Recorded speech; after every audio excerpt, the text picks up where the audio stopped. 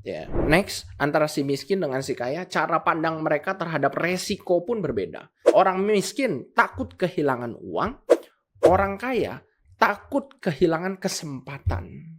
Nah, di situ bedanya. Jadi kalau orang miskin mau investasi, mau mulai usaha, takut.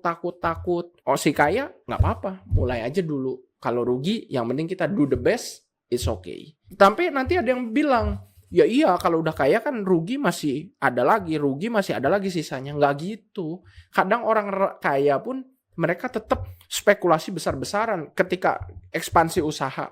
Dulu gue ekspansi usaha. Emangnya nggak takut gini, gue bikin kantor habis miliaran. Emangnya nggak takut? Tapi demi ekspansi usaha. Yes, kalau gagal gimana? Kalau gagal itu waktu gue bikin kantor, dulu kantor yang pertama, bukan yang ini kantornya bukan yang pertama, udah yang kedua. Gagal gimana?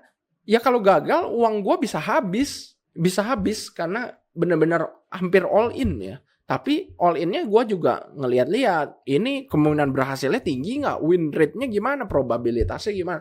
Kalau kita tahu kita bakal berhasil, kemungkinan berhasil jauh lebih tinggi dibanding kemungkinan gagal, why not?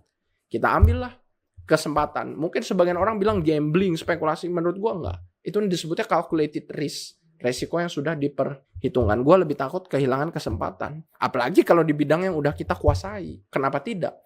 Kalau di bidang yang nggak gue kuasai, justru gue nggak mau.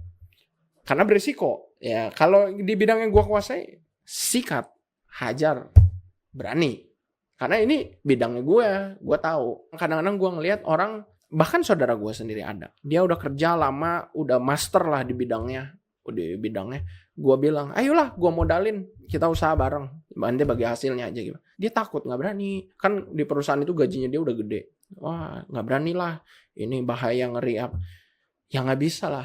Padahal usahanya udah, peluangnya menurut gue udah di depan mata. Satu, dia kan lagi kerja di luar negeri. Satu, dia di Indonesia hampir belum ada saingan, sangat sedikit. Jadi itu peluang bagus sebenarnya untuk dibawa ke sini. Apa yang dia kerjain di sana luar negeri dibawa ke sini, nggak berani ambil resiko gitu. Nah, udah susah. Kalau gua melihat resiko, gua gini. Ini masuk lagi ke yang nomor 3 nih.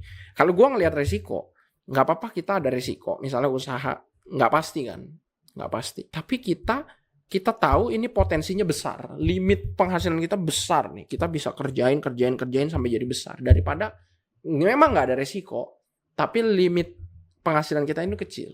Kita udah tahu penghasilan kita bakal segini, nanti juga kalau naik palingan jadi segini. Kalau gue nggak suka seperti itu. Bahkan kalau gue dulu, gue punya prinsip, gue lebih baik dagang kaki 5